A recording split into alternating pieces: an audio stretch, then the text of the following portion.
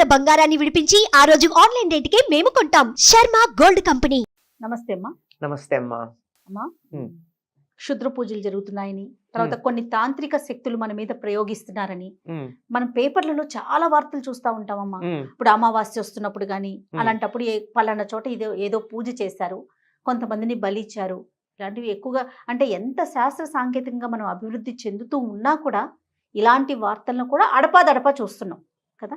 ఎక్కడో నిధి నిక్షేపాలు ఉన్నాయని చెప్పి తవ్వారని, అక్కడ నరబలి చేస్తున్నారని ఇలాంటివి వింటుంటాం కదా. చాలా పెద్దగానే వాటి గురించిన వార్తలు ఎక్కువగానే అంటే వస్తున్నాయి. సందర్భాలు తక్కువైనా వాటి గురించి చర్చలు చాలా వచ్చాయి. అవునవును. ఏంటమ్మా, కన్న పిల్లల్ని కూడా అవును. ఇవ్వటం, బలి ఇవ్వటం అనేసి, లేకపోతే చుట్టూ ఇరుగు పొరుగు వాళ్ళని కూడా బలి ఇవ్వటం, ఇలాంటివి చూస్తుంటాం కదా. నిజంగా వీటి వల్ల ఫలితాలు ఉంటాయని అనుకోవాలంటారా? ఇప్పుడు ఫలితం కనపడుతోంది కదమ్మా. వాళ్ళు జైల్లో కూర్చోవడం అనేది మొదటి ఫలితం. ఖచ్చితంగా అద్భుతమైనటువంటి ఫలితం మొదటిది కనపడుతోంది. అవును. అంటే ఎప్పుడు కూడా ఇవి ఉన్నాయా అంటే ఉన్నాయనే చెప్తారమ్మా.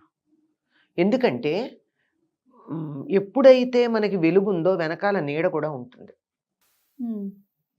ఆ నీడని పట్టుకుని దాని మీద ఆశపడేటటువంటి వాళ్ళు ఉంటారే, దానిలో ఉండేటటువంటి వాళ్ళు ప్రయత్నం చేస్తారు కానీ ఫలితాలు పూర్తిగా ఉండవు.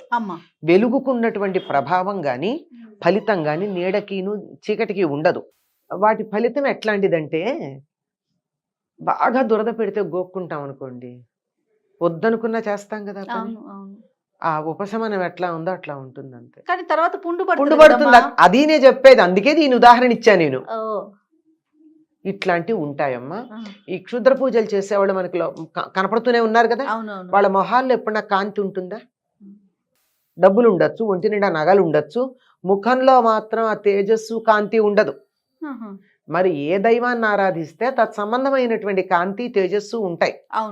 అట్లాంటిది వీళ్ళు చేసేటటువంటి దానికి అట్లా ఉంటాయి. క్షుద్రము అంటే పనికిరా అందని కాదమ్మా, తక్కువ, లో అని అర్థం అంతే. పెద్దది కాదు, చాలా తక్కువది, తక్కువ స్థాయికి చెందిందని. అట్లా చేసేటటువంటి వాటిల్లో అప్పటికప్పుడు తాత్కాలికంగా చిన్న చిన్న ఫలితాలు ఏమన్నా ఇస్తే ఇవ్వచ్చు కానీ పెద్దగా ఏముండవు. ఇప్పుడు సరదాగా మన వాళ్ళు మ్యాజిక్లు అవి చేస్తూ ఉంటారు, ట్రిక్స్, అట్లాంటివి తప్ప పెద్దగా ఉండవు. కానీ వీటిల్లో ఉన్నాయనేటటువంటిది మాత్రం కొంత శాస్త్రం చెప్తోంది. వాటికి చాలా జాగ్రత్తగా ఉండాలి. మనం మామూలుగా చేసే పూజల్లో ఏదైనా ఒక ఏదక్షర పద భ్రష్టం అని చెప్తూ ఉంటాం. ఒక అక్షరం తప్పు వచ్చినా ఏదైనా పెద్ద ప్రమాదం ఏమీ లేదు, తెలిసి చేసి అయితే ఏమిట్లే అంటే తప్ప. కానీ వాటిల్లో ఇంత తేడా వచ్చిన ప్రమాదం ఉంటుంది, చేసేవారికే ప్రమాదం, చేసేవారికి. అందువల్ల చాలా నియమ నిష్టలు పాటిస్తారు. నాకు అప్పుడప్పుడు అనిపిస్తుంది, ఇంత నియమ నిష్టలు పాటించి ఇంత కష్టపడి శరీరాన్ని మనసుని ఇంత కష్టపెట్టుకునే బదులు హాయిగా సుఖంగా ఉండి సాత్వికమైన పూజలు చేసుకోవచ్చు కదా అనిపిస్తుంది. కాదు, అట్లా ఉండదు. వాళ్ళ లక్షణం అట్లాగే. ఇప్పుడు ఇక్కడ మీకు మిరపకాయ బజ్జీని ఐస్ క్రీమ్ పెడితే ఎవరే తింటారు అన్నది వాళ్ళ జీవ లక్షణాన్ని బట్టి ఉంటుంది. పూజాధికారులు కూడా అట్లా చేసేటటువంటి వాళ్ళు ఉంటారు. ఇవి కూడా మోక్ష మార్గానికి దారితీసే ఉన్నాయి వామాచారం అన్న పేరుతో. కానీ దానికి వాడుకోకుండా దాన్ని మిగిలినటువంటి సమాజంలో ఇతరులకు హాని చేయడానికి వాడే వాళ్ళ వల్లనే క్షుద్ర పూజలు అనేటువంటి పేరు వచ్చింది. వామాచారం అనేది కూడా షార్ట్ కట్. ఇప్పుడు రాచబాట్లో పెడతాం మనం, రాచబాట్లో పెడితే దూరం అవుతుంది. అడ్డదారిలో వెళ్ళేటప్పుడు ఏమైతే రాళ్ళు ముళ్ళు ఇత్యాదులు ఉంటాయి, అడ్డం పడి కొట్టుకుని పెడతాం. అందరం ఇష్టపడం అట్లా వెళ్ళడానికి. అట్లా వెళ్ళే వాళ్ళు త్వరగా వెళ్ళొచ్చు. కానీ దారిలో పాము కాటేస్తే, పెద్ద పులి మీద పడితే ప్రమాదాలు పొంచి ఉంటాయి. అందుకని ఎప్పుడు కూడా short cuts are always short circuit అవుతాయి అని చెప్తూ ఉంటాను నేను. అందువల్ల అట్లాంటివి లేవని కాదు, కానీ వాటి వల్ల ఫలితాలు మాత్రం ఆశించినట్టు అనుకున్నట్టు ఉండవు. అమ్మ, ఇప్పుడు ఎవరైనా క్షుద్ర పూజలు జరిపారనుకుందాము, అవి ఎవరి మీద జరిపారో వాళ్ళకి ఏమైనా ముందుగా సంకేతం అంటే తెలుస్తూ ఉంటుందా? బాడీ చెప్తుందా? బాడీ చెప్పదు కానీ దాని ఫలితం కొంత ఉంటుందమ్మా. ఇప్పుడు మిమ్మల్ని మీరంటే నాకు ఇష్టం ఉంటే ముఖంలో ప్లెజెంట్నెస్ కనపడుతుంది, ఇన్వైటింగ్ గా అనిపిస్తుంది. మీ మీద నేను కోపంతో కసిగా అని వచ్చాను అనుకోండి, ఏంటి వీడు ఇలా ఉంది, వాళ్ళ పాజిటివ్ గా లేరే, ఏదో నా మీద ఇది అనిపిస్తుందా? అనిపిస్తుంది. ఒక్క మనిషి భావమే అలా ఉంటే అది కొన్ని మంత్రాలతో వాటితో ఉంటే స్లైట్ గా ఎఫెక్ట్ ఉంటుంది. అయితే ఇవి ఇంట్లో నిత్యం దీపారాధన చేసి దేవుణ్ణి ఆరాధించే వాళ్ళని ఏవీ చెయ్యవు, అవి రావు. నేను మంచి రెమెడీ కూడా చెప్పేశారమ్మా మీరు. ఆ, ఆ, ఇంట్లో రోజు నిత్యం దీపారాధన చేయాలి, శుచిగా ఉండాలి. నేను దీపం పెడతా కానండి, వాళ్ళు ఆలస్యం అయిపోయింది, లేటుగా లేచాను, ముందర దీపం పెట్టి తర్వాత స్నానం చేస్తాను అనే పద్ధతి కాకుండా శుచిగా శుభ్రంగా ఉండాలి. శుచిగా ఉండి, ఎందుకంటే అవి శుచిగా ఉన్న చోటకి కొన్ని రావు కదా, అవును అవును. క్రిమికీటకాలే రావు, ఇవి ఎలా వస్తాయి, ఇవి రావు. కనుక శుచిగా ఉండే ఇంట్లోనూ, దేవుడికి రోజు దీపం పెట్టే ఇంట్లోనూ, పూజ చేసే ఇంట్లోనూ రావు. తర్వాత స్ట్రాంగ్ మైండ్ ఉన్నటువంటి వాళ్ళని ఏం చేయలేవు, ఇవి బూమరాంగ్ అవుతాయి, వెనక్కి పడతాయి. అంచేత మైండ్ స్ట్రాంగ్గా ఉండాలి, భగవంతుడి మీద విశ్వాసం ఉండాలి, పూజలు చేయాలి. ఇవేమీ చేయవమ్మా. ఇవి లేని వాళ్ళకి ఎక్కడో ఎవరికో చేశారంటూ కూడా మనకు వచ్చినట్టు ఉంటాయి, భయం వేస్తుంది, భయం వల్ల. అంచేత భయం ఉంటేనే వచ్చి పట్టుకుంటాయమ్మా, లేకపోతే పట్టుకో. అమ్మ పలానా మంత్రం చదువుకుంటే కొంతమందికి నిజంగా మీరు అన్నట్లుగా ఎక్కడ ఏదైనా విన్నా కూడా అమ్మో నా దగ్గరకు వస్తుందేమో ఆ శక్తి, అది నన్ను ఆవహిస్తుందేమో అలా భయపడుతూ ఉంటారు. అదేదో ఒక రకమైన సైకాలజీలో అదేదో అంటే, ఒక రోగం గురించి వినంగానే మనకి మరీ ఎక్కువగా అయిపోయింది ఈ సోషల్ దాంతో ఏమిటంటే ఇదో డయాబెటీస్ లక్షణాలు అన్నారు అనుకోండి. ఒకరోజు కొంచెం ఎక్కువ దాహం వేస్తే నాకు డయాబెటీస్ వచ్చేసిందేమని టెన్షన్ పడి డాక్టర్ దగ్గరికి వెళ్ళే వాళ్ళు ఉంటారు. అవును అవునవును, అది కదా. అట్లాంటివి ఉన్నటువంటి వాళ్ళు వీటిని గురించి వినకుండా ఉండడం మంచిది.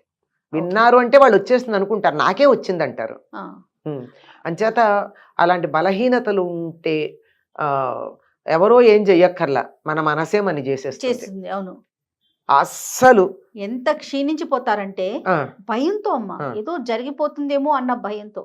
మనసేనమ్మా అన్నిటికీ కూడా. ఎలా మనయేవ మనుష్యానాం మంత్రం అలా ఏమైనా పఠించడానికి ఏమన్నా చాలీసా ఇలాంటివి చదువుతారమ్మా? దైవనామం మీ ఇష్టం వచ్చిన దేవుణ్ణి తలుచుకోవచ్చమ్మా. మీకు ఏ దేవుడు ఎవ్వరూ లేదా, అమ్మ అమ్మ అమ్మ అనుకోండి, కన్న తల్లి అనుకోండి, నేను అనుకోండి. లేదు వీటి మీద మాకు నమ్మకం లేదు, మేమంతా మా అమ్మ అంత గొప్పది కాదు, నేనంత గొప్ప, ఇలాగా మాట్లాడే వాళ్ళు ఉంటారు కదా.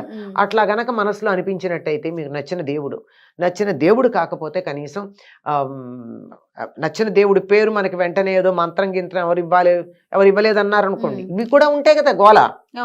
అనేక రకాలు. ఒక మంచి పని చేయాలంటే 100 అడ్డంకులు, అన్ని ప్రశ్నలే, అన్ని మనం తెచ్చుకున్నవి ఇవన్నీ. ముందుకెళ్తే లేదు. మీరు అన్నట్టు హనుమాన్ చాలీసా అసలు అది ఆయన ఏదో నీదు వాలంబు నంజుట్టి అని చెప్తారు కదా హనుమంతుడి గురించి. యక్ష రాక్ష భూత పిశాచాదులన్నింటినీ కూడా ఆయన తోకతో చుట్టి గిరగిరా తిప్పి అవతల పడేస్తాట. అంచేత ఆయన అక్కడ ఉంటాడు. ఆయన ఎప్పుడో వాగ్దానం చేశాడు. ఏమని చేశాడు? నిన్ను తలుచుకునేటటువంటి చోట నేను కాపలా కూర్చుంటానని చెప్పాడు కదా. ప్రతి గ్రామానికి బయట ఉంటానని పూర్వకాలం. ఇప్పుడైతే పెద్ద పెద్ద విగ్రహాలు పెట్టారు. హనుమంతుడి విగ్రహాలకి పెద్దగా మన గుడి కూడా కట్టరు, ఊరి చివర పెట్టేస్తారు కదా. ఆ పూర్వం ఎలా ఉండేది? ఒక రాయి మీద హనుమంతుడి బొమ్మ చెక్కి గాని వీడు చెక్కుకుని కానీ లేకపోతే అది బయటపడి కానీ ఉంటే ఊరి చివరి ఉండేది. ఊళ్ళోకి ఎటువంటి దుష్ట శక్తులు రాకుండా దాపేది. ఊళ్ళో వాళ్ళందరూ కాపాడతారు.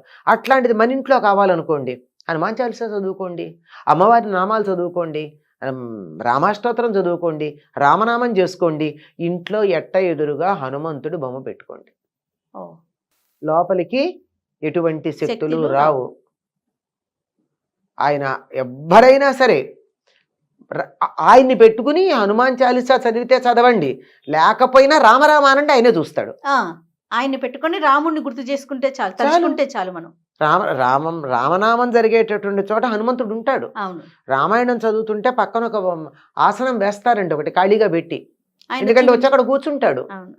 నాకు ప్రత్యక్షంగా తెలుసు. ఒక చిన్న పిల్లకి రామాయణం చెప్తూ ఉంటే పక్కన కూర్చున్నాడు ఒక కోత వచ్చి కూర్చుందండి ఆ పిల్ల. నాకు అనుమానం వచ్చి అడిగాను, నారింజ రంగు బట్టలు వేసుకున్నాడా అని. కాదమ్మా, తెల్ల బట్టలు వేసుకున్నాడు అమ్మమ్మ అని చెప్పింది. అది పని నల్లగా ఉన్నాడు. నల్లగా లేడు, గోల్డెన్ బ్రౌన్ ఫర్ ఉందండి. మూతి నల్లగా ఉంది, లేదు కొంచెం ఎర్రగా ఉంది, బాగా ఇంత ఎత్తు ముందుకు లేదు, కొంచెమే ఎత్తుంది అని చెప్పింది. కళ్ళు అవుట్ సైడ్ నల్లగా ఉన్నాయి, లోపల నల్లగా లేవు అన్ని. మేబీ మొత్తం నేను ఒక వారం 10 రోజులు చెప్పాను రామకథ అడిగితే కూర్చోబెట్టి. చెప్పినంతసేపు నాకు అక్కడ కనపడుతూనే ఉన్నాడని చెప్పింది ఆ పిల్ల. 9-10 ఏళ్ల పిల్ల. నాకు కనపడలా. అది విశేషం. అంటే ఎక్కడ రామనామం జరుగుతున్నా అక్కడ ఆయన హనుమంతుడు ఉంటాడు. మరి హనుమంతుడు ఉన్న చోట ఏమీ ఉండదు కదా. తెచ్చుకోండి చిన్న బాలరామాయణం. బాలరామాయణం ఉంది కదా, మొదటి సర్గ 100 శ్లోకాలు ఉంటాయి, అది చదవండి. మొత్తం రామకథ అంతా ఉంది. లేదు నామరామాయణం ఉంది, అది చదవండి. లేదా హనుమాన్ చాలీసా చదవండి. ఇది ఏదీ లేదన్నట్టయితే రామనామం చెయ్యండి, ఏ శక్తులు రావు. అవి లేవు అండం మాత్రం అసత్యమమ్మా. ఉన్నాయి, మన దగ్గరికి రావు అంతే. ఇప్పుడు గాలిలో కరోనా వైరస్ లేదా?